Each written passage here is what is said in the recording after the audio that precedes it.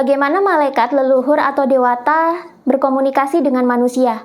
Dalam spiritual, banyak orang mengatakan bahwa sebenarnya malaikat, leluhur, atau dewa itu bisa berkomunikasi dengan manusia, walaupun secara tak kasat mata. Bagaimana caranya? Sebelum itu, kita bedah dulu apa definisi dewa, malaikat, dan leluhur. Leluhur ini adalah istilah yang banyak terdapat di agama-agama kuno Nusantara dan di beberapa agama tua di dunia seperti Hindu dan Buddha. Leluhur artinya adalah pendahulu atau nenek moyang kita yang sudah meninggal atau moksa. Dalam agama-agama kuno, leluhur sering disucikan, bahkan disembah, karena mereka banyak yang memiliki pemahaman spiritual dan kehidupan yang bijaksana. Bahkan, ada yang beranggapan bahwa leluhur yang tingkatan spiritualnya sudah tinggi itu, walau sudah meninggal dunia, roh mereka bisa melakukan komunikasi dengan anak cucunya. Dewa sendiri memiliki arti yang sangat banyak. Salah satu artinya adalah makhluk cahaya, mirip seperti definisi malaikat dalam agama-agama samawi. Baik roh leluhur, malaikat maupun dewa ini sama-sama didefinisikan sebagai makhluk cahaya dan berada di dimensi yang lebih tinggi daripada dimensi manusia di bumi. Dalam fisika kuantum, cahaya adalah energi dan termasuk ke dalam salah satu gelombang elektromagnetik. Di mana ada energi, di situ ada frekuensi.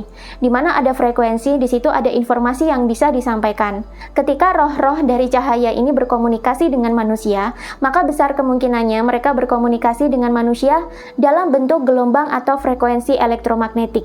Dalam filosofi Hindu, manusia sebenarnya memiliki perangkat dalam kepala yang disebut sebagai mata ketiga atau mata batin yang berpusat di kelenjar pineal manusia.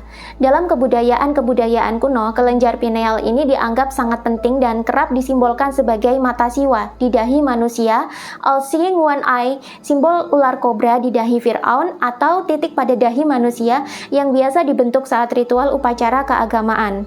Kelenjar pineal atau mata ketiga inilah yang dipercaya mampu menangkap getaran dari gelombang-gelombang elektromagnetik dari luar tubuh.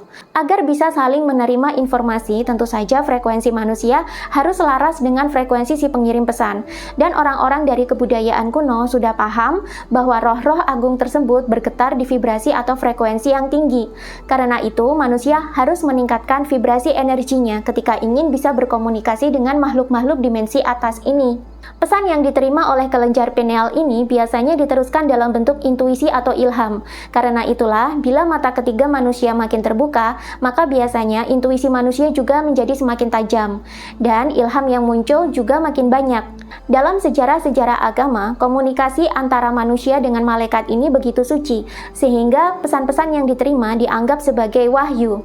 Dalam kebudayaan Jawa disebut sebagai wangsit. Lalu pertanyaannya, apakah komunikasi ini selalu dalam bentuk intuisi, ilham, wangsit, atau wahyu? Pada kasus beberapa orang, ada juga yang muncul dalam bentuk mimpi. Mengapa pesan ini diproses dalam bentuk mimpi? Jangan lupa, kelenjar pineal juga merupakan kelenjar penghasil hormon melatonin, di mana ini adalah hormon yang berperan dalam menghasilkan halusinasi, imajinasi, dan mimpi.